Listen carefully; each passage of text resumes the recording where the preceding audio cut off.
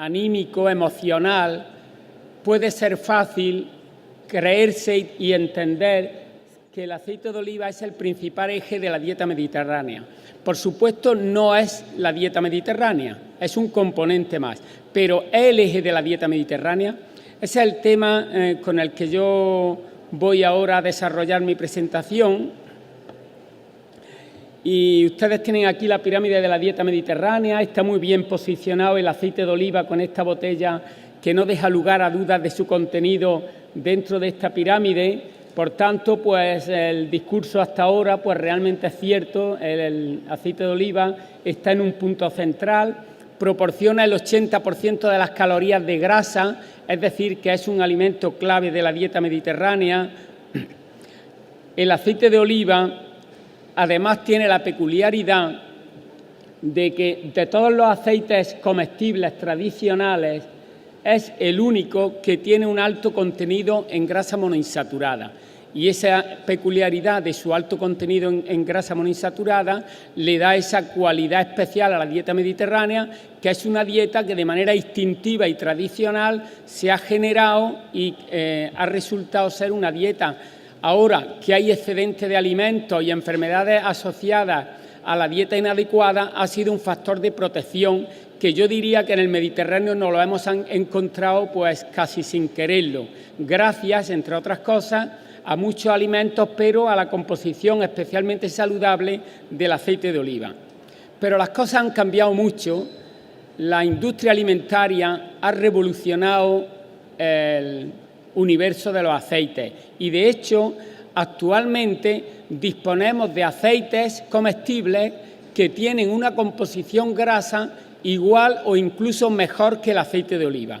Por ejemplo, aquí tienen el aceite de canola o de colza, que tiene prácticamente la misma grasa monoinsaturada que el aceite de oliva, pero además tiene un contenido bastante apreciable en omega 3 que no tiene el aceite de oliva. Es decir, desde el punto de vista de concepto de lo que es el aceite de canola o colza y desde el punto de vista de la grasa, probablemente podemos afirmar que es un aceite más saludable que el aceite de oliva. El aceite de girasol alto oleico es también igual que el aceite de oliva. Este no lleva tanto omega 3, pero tiene la misma grasa monoinsaturada. En este contexto, por tanto, yo la cuestión que se me hizo cuando se me dijo que hablara del aceite de oliva como eje de la dieta mediterránea, en este punto yo la transformo en una cuestión porque si realmente el aceite de canola es, desde el punto de vista de la grasa, es más saludable y más nutricional que el aceite de oliva, podemos considerar que una dieta mediterránea que use como fuente de grasa el aceite de canola es igual de saludable que la dieta mediterránea tradicional con aceite de oliva o incluso más saludable porque tiene más omega 3. Esa es la cuestión que yo voy a intentar discutir y ya les adelanto a ustedes que vamos teniendo evidencias limitadas de que efectivamente el aceite de oliva tiene valores añadidos muy potentes desde el punto de vista saludable que nos permiten considerar que es cierto que pueda no ser sustituido por otros aceites ricos en grasa monoinsaturada. Voy a comenzar exponiéndole a ustedes por qué la grasa monoinsaturada es una grasa saludable. Han sido décadas lo que se ha estado investigando hasta llegar a esta conclusión. Este es un metaanálisis muy conocido de Catán y de Menzin, en el cual pueden ver ustedes el efecto de las distintas grasas comestibles sobre las distintas fracciones lipídicas. Es lo ya conocido, es decir, la grasa monoinsaturada, la tienen ustedes aquí, desciende el colesterol LDL, la poliinsaturada omega 6 lo desciende algo más y la saturada lo eleva. Ambas elevan el HDL en más proporción la grasa saturada y el cociente aterógeno mejora sobre todo con el aceite de oliva y con la grasa poliinsaturada. Por tanto, basado en este efecto tan potente, tan sistemático y tan demostrado de la grasa monoinsaturada, modificando el perfil lipídico, se hiciera el estudio con el aceite que se hiciera, es por lo que la primera institución a nivel mundial que reconoció que había ya razones para considerar que el tema del colesterol estaba cerrado, puesto que ya había evidencia suficiente de que la grasa monoinsaturada era beneficiosa para la salud. La FDA, en este documento, hace ya un poquito más de 10 años, dejó, como digo, sentado y claro que se reduce el riesgo cardiovascular gracias al efecto sobre el colesterol con el consumo de grasa monoinsaturada. Como este documento lo promovió el sector del aceite, pues aquí se hace referencia a la grasa monoinsaturada del aceite de oliva. Posteriormente, con otros aceites comestibles ricos en grasa monoinsaturada, se ha llegado al mismo claim o a la misma conclusión. Pero además, la grasa monoinsaturada no se limita a su efecto sobre el colesterol. Otros factores de riesgo tradicionales se modulan de una manera favorable en mayor o menor grado con el consumo de grasa monoinsaturada. Hoy lo han visto ustedes con alimentos. Yo aquí, en el tema de la grasa, pues pueden ver ustedes este metaanálisis, por ejemplo, sobre presión sistólica y diastólica. Aquí está la sistólica. Como el resultado es que, aunque muy débilmente, pero suficientemente y significativamente, el consumo de grasa monoinsaturada de estudios de distintos orígenes, por ejemplo, aquí hay un par de estudios nuestros que están hechos con aceite de oliva, otros están hechos con aceite de canola, con distintas grasas ricas en monoinsaturadas, se llega a la conclusión. Por tanto, la grasa monoinsaturada mejora el colesterol, mejora la presión arterial y mejora también el metabolismo de la glucosa. Este trabajo, que es uno de los primeros en el que nosotros observamos cómo la sensibilidad a la insulina, medida con este test de infusión de glucosa isomatostatina, mejora con la grasa monoinsaturada frente a las personas que durante un periodo de tiempo consumieron una grasa rica en grasa saturada. Y además de mejorar el test de sensibilidad a la insulina, los estudios in vitro con células mononucleares aisladas demostraron que estos monocitos de las personas que habían seguido estas dietas sin grasa saturada respondían mejor al estímulo con insulina. Es decir, ya se ha visto posteriormente, se ha confirmado con otros estudios y, por tanto, ya estamos hablando de 3 grandes factores de riesgo cardiovascular: el colesterol, la presión arterial y el metabolismo de la glucosa, que se mejoran con la grasa monoinsaturada. Pero, llegado a este punto, nosotros tenemos aquí 2 cuestiones que podemos considerar que son 2 nuevos grandes paradigmas de la investigación del beneficio de los alimentos sobre la salud.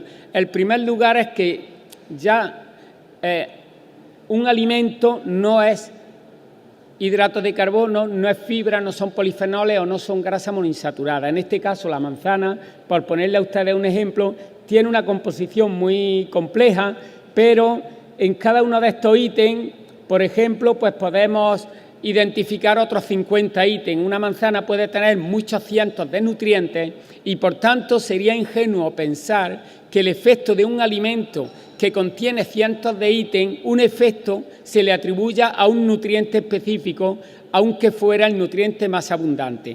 Es decir, la cuestión, por tanto, es que los alimentos son muy complejos, que no son solo un componente o un nutriente, y por tanto la cuestión aquí es si se puede extrapolar o no con este mismo concepto que se lo he ejemplificado en la manzana y ahora se lo puede ejemplificar en el aceite de oliva, si nosotros podemos realmente considerar que los beneficios del aceite de oliva se pueden o no extrapolar a otras grasas ricas, a otros aceites ricos en mufa, es decir, al girasol alto oleico o a la canola. Esta sería una de las cuestiones clave. Y la otra cuestión está basado en que el efecto sobre los factores de riesgo tradicionales de las grasas no es tanto como nosotros habíamos pensado durante años. Aquí tienen ustedes 2 estudios. Este estudio es nuestro, un estudio muy controlado, donde las personas tomaban las dietas en el propio hospital, sabíamos lo que comían, los seguíamos de día a día muy estrechamente, y en este estudio pudimos ver que, comparando una dieta rica en grasa saturada y otra en monoinsaturada, se conseguía un descenso de LDL del 17%, un buen descenso, similar, por ejemplo, al de algún medicamento que actualmente tenemos como hipolipemiante.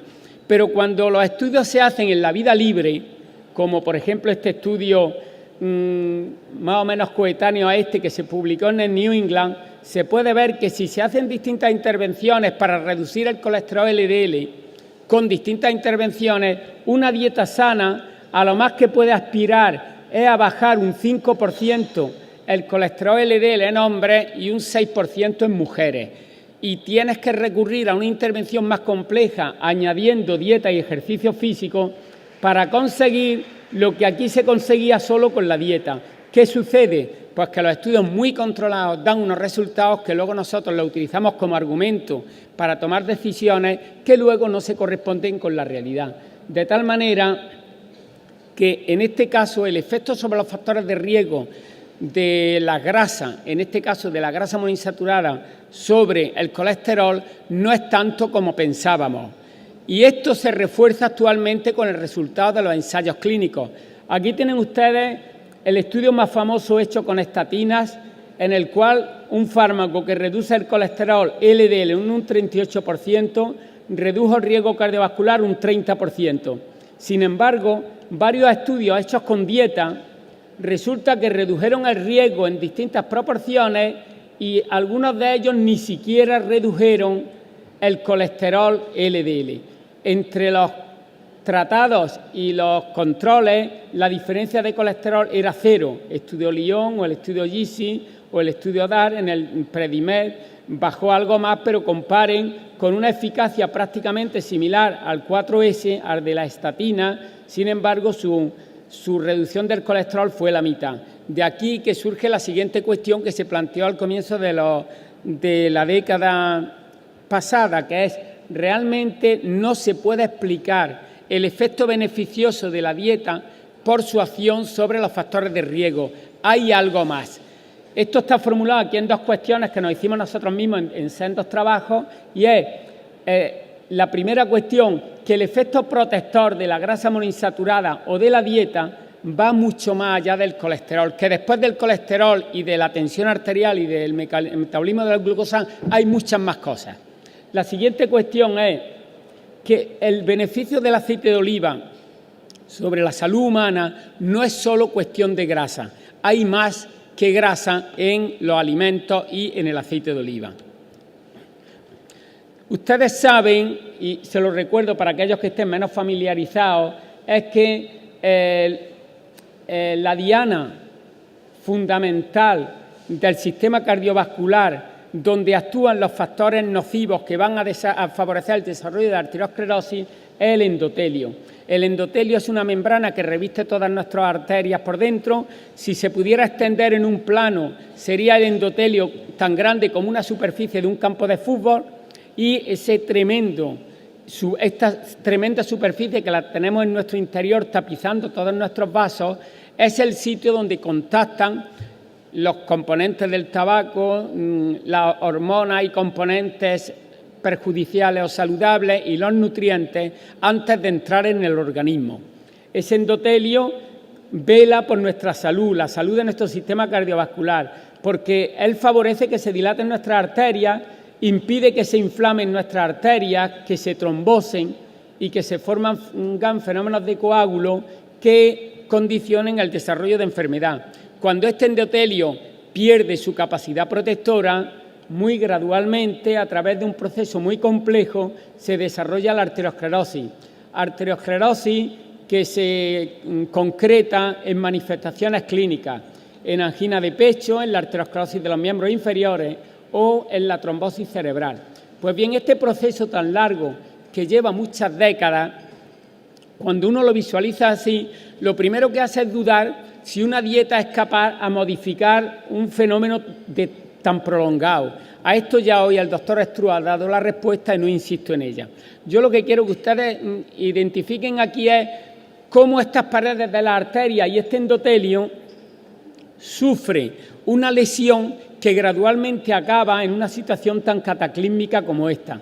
Y este proceso tan gradual tiene varias fases, y de estas fases muy conectadas con el endotelio están los fenómenos oxidativos, los fenómenos inflamatorios de la pared de la arteria, la formación de trombos y la pérdida de la capacidad de las arterias para dilatarse.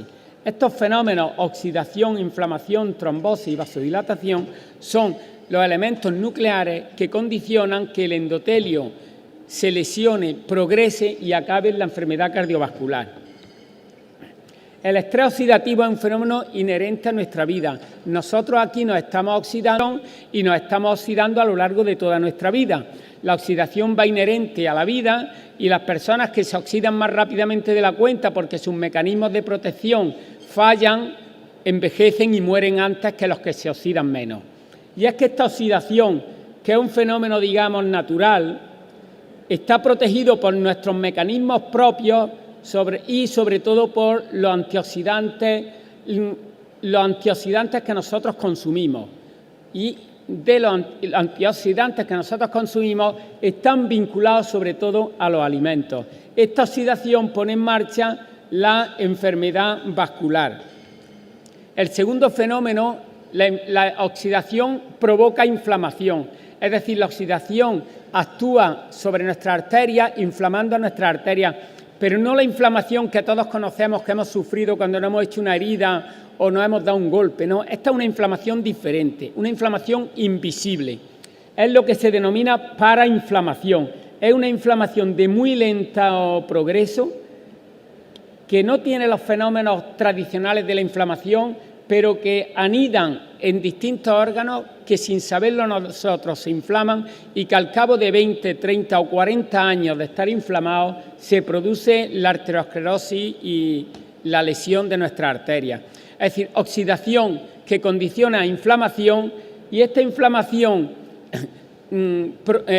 funciona a través de unos mecanismos biológicos que los podemos resumir en la activación de esta sustancia, de este producto, que a los que no conozcan la materia les resultará extraño, les resultará un término difícil de recordar, pero con un nombre muy atractivo, NF-κB, y esto es algo así como la llave de la electricidad que nosotros tenemos que conectar para que se encienda la luz. Cuando esta llave, este factor se enciende, se activa, se ponen en marcha una serie de mecanismos que ponen a trabajar toda nuestra maquinaria genética y esta maquinaria genética produce la inflamación. Produce componentes muy importantes que los tienen ustedes aquí, interleuquina, el TNF-alfa, factores de adhesión molecular. Todas estas sustancias se generan por parte de nuestra maquinaria genética cuando se activa el NF-κB. Y de esta manera esta inflamación ya condiciona el proceso de arteriosclerosis al que antes me referí. Nosotros hace unos años publicamos 2 trabajos cuyas referencias tienen aquí, en las cuales vimos algo que no se había descrito, y es que si nosotros cogemos a personas y les damos una dieta y les sacamos sus células periféricas, las que circulan durante el periodo de haber comido, de haberse alimentado, en esas células podemos estudiar cuál es su estado. Nosotros lo que observamos aquí es que el NF-κB, ese mecanismo que pone en marcha la inflamación, se eleva cuando las personas toman una dieta rica en grasas saturadas, mientras que cuando toman una dieta rica en omega 3 o una dieta mediterránea no se activa esa inflamación. Pero además, y lo que es más interesante, vimos que si este estudio, en vez de hacerlo en personas que han seguido con una dieta durante un mes, lo estudiamos en la fase postprandial, después de haber comido a las pocas horas, nos encontramos con que este NF-κB se activa de una manera muy rápida. A las 3 horas de tomar un desayuno, en este caso con mantequilla, se eleva el NF-κB. Mientras que si el desayuno lleva aceite de oliva o nueces, esta activación es menor. Lo interesante de esto es que lo que se veía aquí con dietas de varios meses de duración, la activación de la inflamación, aquí lo observamos a las pocas horas. O sea que es un fenómeno instantáneo. Es decir, no ya solo en pocos años se puede ver, como el doctor Struss decía, la mejora y la disminución de riesgo cardiovascular, sino que en pocas horas se ve que las personas que han tenido un desayuno saludable, el estado de sus células es más favorable que el que haya tenido un desayuno menos saludable con mantequilla. Esto lo vimos con aceite de oliva y, bueno, nosotros no estábamos en esta época en la historia de comparar aceites con y sin componentes minoritarios como el aceite de oliva lo tiene con respecto a otros aceites. Asimismo, nosotros también habíamos demostrado hace unos años que las arterias de nuestro organismo, si nosotros estudiamos la función endotelial, hay un mejor flujo de sangre cuando las personas han tomado una dieta sin grasa saturada. Partiendo de esto, nuestro planteamiento fue, si nosotros hemos visto estos efectos con una dieta mediterránea o con un desayuno mediterráneo con aceite de oliva, ¿funcionará esto si los estudiamos ahora con aceites con la misma composición química que el aceite de oliva en grasa, pero que no tengan los componentes minoritarios del aceite de oliva? Para eso solo quiero recordar, porque sería tedioso leerlo, que los componentes minoritarios del aceite de oliva son muchos, son esteroles, son vitaminas, igual que todo esto muy paralelo a lo que excepto la fibra, a lo que el doctor Ross comentó anteriormente sobre los frutos secos. Y estos polifenoles que tiene el aceite de oliva, que es su peculiaridad, tienen muchos efectos que, vistos así en esta lista, todos son beneficiosos para la salud cardiovascular. Esto en estudios hechos con células aisladas, estudios in vitro. La cuestión está, ¿y esto qué pasa en el ser humano? Pues este estudio comparó qué pasaba en países del norte de Europa con respecto a países de Europa del sur o central, con respecto a marcadores de oxidación. Aquí se estudiaban metabolitos del ADN oxidado y se veía que de salida metabolitos de oxidación de ADN tenían más los países del norte de Europa. Pero cuando a estas personas se les dio aceite de oliva virgen, se vio que disminuían estos metabolitos de oxidación del ADN. Es decir, que esto podría ser un fenómeno inherente a sus hábitos nutricionales, porque cuando estos hábitos nutricionales mejoraban. Es decir, estamos por tanto hablando de que el aceite de oliva virgen puede mejorar la oxidación. Pero aquí nosotros fuimos más lejos y lo que hicimos es a un grupo de personas le dimos un aceite de oliva y otro aceite virgen y a otro el mismo aceite de oliva virgen, pero después de quitarle los polifenoles. Ya no era virgen y se le quitaron selectivamente los polifenoles con un procedimiento relativamente sencillo del que se dispone. Y lo que vimos es que al estudiar marcadores de oxidación como derivados de la prostaglandina o lipoperóxido, resulta que cuando tomaban un aceite de oliva con más polifenoles, con 400 partes por millón, frente a 80 que tenían los aceites a los que se le habían quitado los polifenoles, vean ustedes que había menos oxidación, menos fenómenos oxidativos en la sangre en las personas que habían tomado el aceite de oliva rico en polifenoles. E incluso que la biodisponibilidad de óxido nítrico aumentaba. Es decir, que había un fenómeno funcional y que, por tanto, había menos oxidación y, además, más biodisponibilidad de óxido nítrico para dilatar nuestras arterias. Por aquella época, unos autores canadienses publicaron un trabajo muy interesante in vitro en el que vieron en células que una enzima, la COX-1, relacionada con la inflamación, disminuía si se incubaban estas células con oleocantal, que es un derivado de los fenoles del aceite de oliva. Y él postuló en este estudio in vitro en células que incluso no la oxidación, como ya se había apuntado, sino que la inflamación, que podría incluso este componente tener un efecto antiinflamatorio. Visioli, en esa misma línea, hizo un estudio en personas que siguieron dietas durante periodos de 28 días y en estas dietas le dieron, en un periodo de tiempo, le dieron aceite de oliva virgen y en otro aceite de oliva refinado. Y vieron que en la fase de aceite de oliva virgen disminuían en el plasma un marcador, el tromboxano B2, que es un marcador de inflamación. Es decir, ya inicialmente se está viendo y se empieza a demostrar que lo que se veía en células y lo que se había visto con aceite de oliva y con dieta mediterránea convencional se veía solo cuando el aceite de oliva que se utilizaba era un aceite de oliva con compuestos fenólicos y no cuando se le quitaban los compuestos fenólicos. Este mismo grupo hizo posteriormente otro estudio que ya dio un paso más y lo que intentaron ver, como habíamos visto nosotros, si estos fenómenos se producían después de la alimentación, en pocas horas, en la fase postprandial, y vieron que efectivamente en la fase postprandial el aceite de oliva virgen reducía los niveles de este marcador de inflamación y esto iba paralelo con un aumento de la capacidad antioxidante. Es decir, ya se ve, por tanto, un efecto discriminativo favorable para el aceite de oliva con compuestos fenólicos. Nosotros, en un estudio que hicimos más complejo, en el que estudiamos un conjunto muy amplio de genes con la técnica de microarray, vimos que cuando un grupo de personas recibían aceite de oliva virgen y luego ese mismo aceite sin compuestos fenólicos, había una expresión diferente de los genes de estos individuos, de tal manera que los genes relacionados con la inflamación, no uno como se había visto antes o el NF-κB aislado, sino un conjunto de genes todos concertados en la respuesta inflamatoria, disminuían en la fase relacionada con el aceite de oliva, el mismo, pero después de quitarle los compuestos fenólicos. E incluso en otro estudio lo que nosotros vimos, que lo que se había observado de que mejoraba la dilatación de las arterias con el aceite de oliva en general.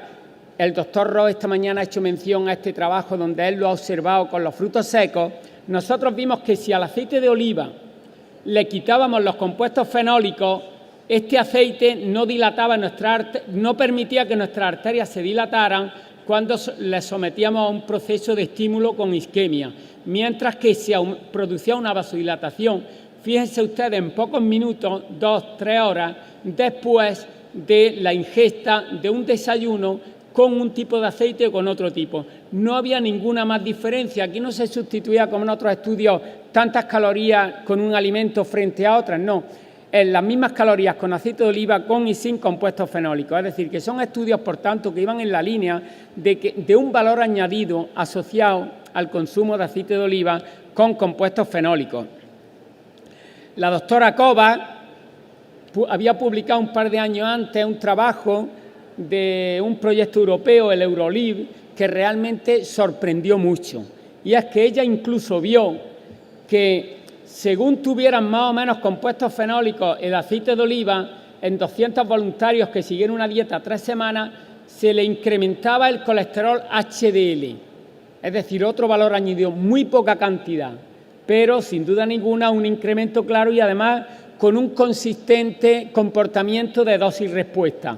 Menos polifenoles elevan menos, más polifenoles más. Es decir, que estamos por tanto hablando de que, aun siendo trabajos aislados, que un aceite de oliva con compuestos fenólicos hay menos oxidación, menos inflamación, menos vasodilatación y menos niveles de HDL. E incluso nosotros en este estudio lo que vimos es que incluso también el aceite de oliva con compuestos fenólicos producía un efecto sobre mecanismos de coagulación, factor 7 y fibrinolisis, de tal manera que la sangre de estas personas teóricamente tendría menos componentes coagulantes y más componentes que disminuyen la coagulación. Por tanto, ya estamos hablando de un amplio espectro de efectos. La última fase de nuestros estudios en este sentido ha sido ver si yo ahora cogemos un aceite de semilla tipo canola o tipo aceite de girasol y le añado los compuestos fenólicos del aceite de oliva que se le extraen en el momento de moler la aceituna, ¿reproducirá el aceite de girasol, el aceite de canola, reproducirá los efectos del aceite de oliva? Esto lo hemos hecho, les voy a presentar algunos datos y vean ustedes que este es el NF-κB del que ya he hablado, este sistema de activación de la inflamación en células mononucleares aisladas de personas que tomaron un desayuno con y sin distintos aceites de oliva virgen, aceite de girasol, un aceite con un con un componente antioxidante para conservar el aceite, y el aceite de semilla al que le añadimos los polifenoles del aceite de oliva. Y vean ustedes que disminuye el NF-κB, otro componente del sistema NF-κB, un inhibidor, se comporta igual con los dos aceites, e incluso otros marcadores de los que les traigo aquí un ejemplo, que son marcadores relacionados con oxidación. Vean ustedes cómo mejoran con el aceite de oliva virgen, el aceite de oliva al que se le añadía un antioxidante artificial y el aceite de girasol al que se le añadían los compuestos fenólicos. Por tanto, es decir, sin duda, que no es lo mismo un aceite de oliva virgen con polifenoles a un aceite de oliva ese mismo al que le quitemos los polifenoles, que muchos mecanismos relacionados con la arteriosclerosis responden mejor cuando se toma aceite de oliva con polifenoles. Una gran duda que nosotros teníamos cuando iniciamos estos estudios, que dijimos, bueno, nosotros pensamos siempre en modelo de dieta. Si una persona toma una comida de dieta mediterránea, donde toma fruta, toma verduras, toma frutos secos, toma muchos componentes que tienen polifenoles, es posible que añadir unos poquitos más polifenoles con aceite de oliva, eso pueda en el pool de polifenoles del día suponer un plus a los polifenoles que ya se han tomado en esa dieta. Bueno, pues hemos encontrado que sí, tanto en fase postprandial como en dieta mantenida durante 28 semanas. Esto ya lo reconoció este consenso que se celebró en España, donde se identifican una serie de efectos entre los cuales se incluyen todos estos factores beneficiosos añadidos a los polifenoles. Claro, aquí la pregunta sería, cuya respuesta ustedes la pueden considerar, ¿es posible reproducir el Predimed con un aceite refinado que no tenga polifenoles y daría los mismos resultados? El estudio de Lyon se hizo con aceite de colza. El estudio de Lyon no es paralelo al Predimed, entre otras cosas, en mi opinión, porque el grupo control del estudio de Lyon no tuvo un control. Las personas que no tomaron la dieta, llamémosle con colza, no tuvieron un control médico tan estricto como el otro grupo. Y no sabemos si hubieran tenido un control muy estricto, eso hubiera hecho que hubiera tanta diferencia entre unos grupos y otros. Yo la respuesta a esto se las dejo a ustedes y la podemos luego reflexionar entre todos, pero con los datos que tenemos, yo creo que sí que podemos afirmar algo que ya sabemos, que el aceite de oliva virgen es el origen tradicional de monoinsaturado en la dieta mediterránea, no otro, que ahora ya disponemos de otra grasa monoinsaturada en aceites que no es procedente del aceite de oliva, que hay dos conceptos importantes que nos tienen que dar un conocimiento profundo del futuro del beneficio saludable de la dieta mediterránea, más allá de los factores de riesgo y más allá del sistema cardiovascular, como se ha hablado aquí hoy, es decir, cáncer, deterioro cognitivo, capacidad sexual incluso que se ha explorado, equilibrio, digamos, emocional, etcétera. Todo eso el futuro lo tendrá que clarificar. Y sin duda ninguna que el aceite de oliva es más que una grasa, y ahora sabemos de los polifenoles, pero conocemos menos de otros componentes que hay también en el aceite de oliva. Mi cuarta afirmación es que los compuestos fenólicos dan un rango de efectos beneficiosos que no los dan el mismo aceite que no tiene polifenoles, y que a día de hoy no podemos sustituir el aceite de oliva virgen por otros aceites que no tienen polifenoles, porque la evidencia del Predimed no se puede extrapolar a dietas mediterráneas en las que la grasa la proporcione, aunque sea la misma, el aceite de canola o colza o el aceite de girasol. Y nada más, muchas gracias. Quedo a su disposición si tienen alguna cuestión. Quería preguntarle si los polifenoles caducan una vez envasado el aceite, y si caducan antes en un envase de metal, de lata, o de un vidrio más oscurecido. Porque evidentemente en el mercado ahora no encontraríamos la cosecha del 2013 todavía. Gracias. Vale, muchas gracias. La verdad que una cuestión de bromatología que yo quizá no soy un experto, y yo le voy a hablar de oídas de lo que oigo decir a los expertos. El enemigo fundamental de los compuestos fenólicos es la luz, con lo cual cualquier envase opaco es mejor que cualquier envase que deje penetrar la luz, y sobre esa base yo ya no conozco que si se mantienen en oscuridad, el hecho de ser un envase transparente como plástico pues sea mejor o peor que de metal o de los Brit o de cualquier otro. Uno piensa que es más improbable que le dé luz al aceite de oliva, a los compuestos fenólicos, al aceite de oliva en envase opaco. Hay estudios, y es fácil encontrar en la literatura, donde se ven el decaimiento de actividad de polifenoles. Un aceite bien cuidado probablemente al año mantiene fácil un 80%, si es que está bien cuidado, y luego ya empieza a caer de manera más brusca. En fin, por ahí nos movemos, pero tampoco yo a un campo en el que yo sea experto para hablarle con rotundidad.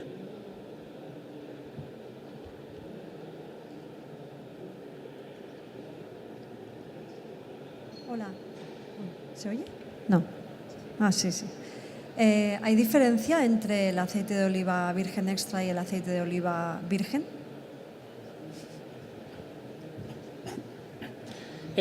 Yo entiendo que el aceite de oliva virgen y el aceite de oliva virgen extra es un concepto gastronómico más que, y casi químico más que saludable, y realmente pueden, si nosotros a efectos de compuestos fenólicos hablamos, pueden tener igual o incluso no tienen por qué ser diferentes, porque al final lo que sí que hay aceites de oliva, por ejemplo, que tienen 1000 partes por millón o más de polifenoles, por ejemplo el aceite picual, y hay aceites que en España hay menos, pero en otros países, sobre todo aceites muy de regadío, donde a lo mejor tienen 40 partes por millón. Es decir, que lo que sí que hay es, más que virgen o no virgen, es la variedad del aceite. Aceites que se crían en olivos con mucho estrés hídrico, con poca agua, tienen más compuestos fenólicos. Los aceites estos que se crían en medio en montaña, que echan menos producción, tienen más compuestos fenólicos. Años que tienen más compuestos fenólicos que otros, el tipo de tierra, o sea, hay mucha variedad. El tema es que lo que tampoco tenemos es un tintel. Yo creo recordar que en el Predimer, nos lo podrá decir Ramón, ellos utilizaron un aceite que tenía más de 350 partes por millón y nosotros estamos utilizando en un ensayo el mismo. Sabemos que 350 a 400 es una diferencia de 80, pero tampoco tenemos un límite, tampoco sabemos si 80 es mejor que 0, porque no lo hemos estudiado.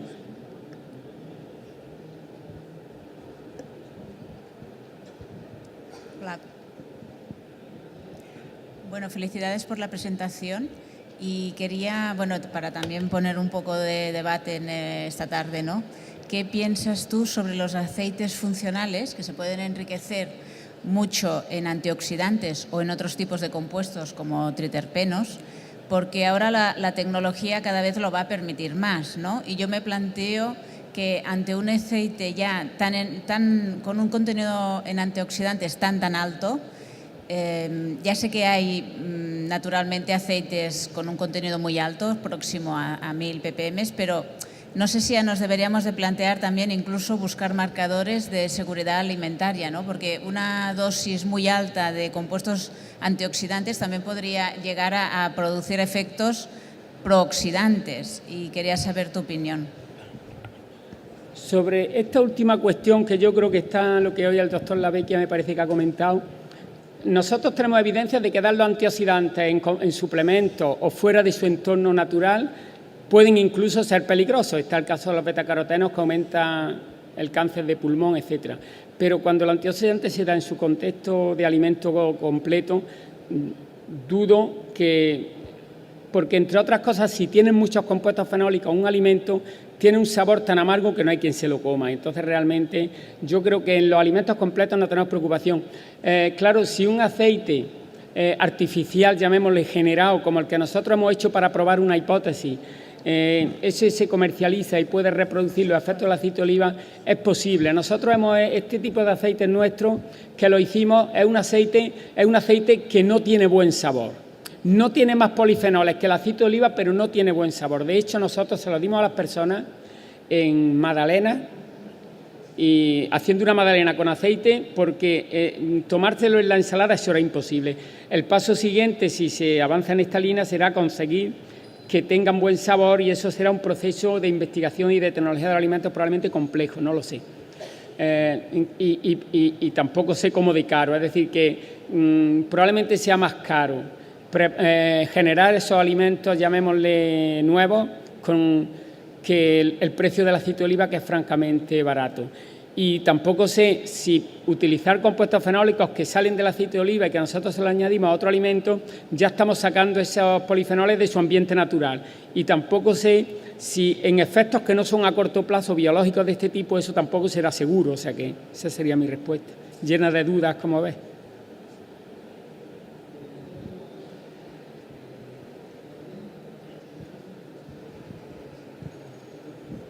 Hola.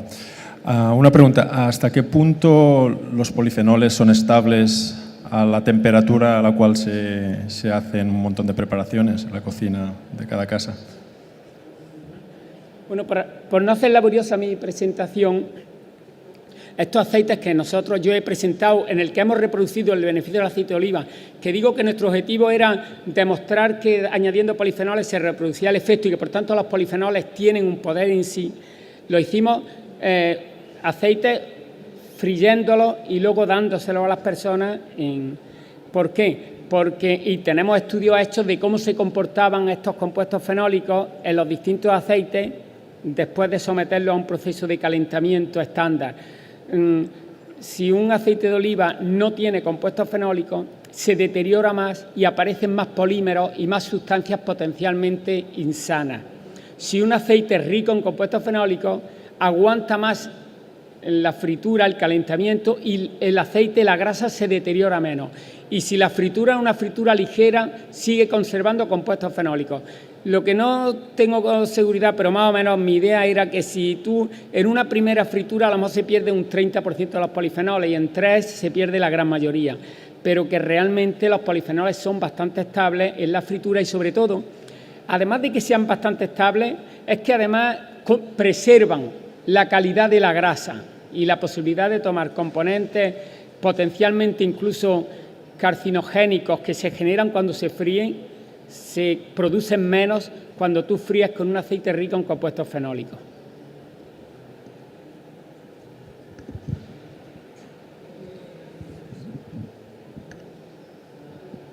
Si hay alguna otra cuestión, y si no, cierro yo la sesión. Pues nada, muchas gracias a todos ustedes.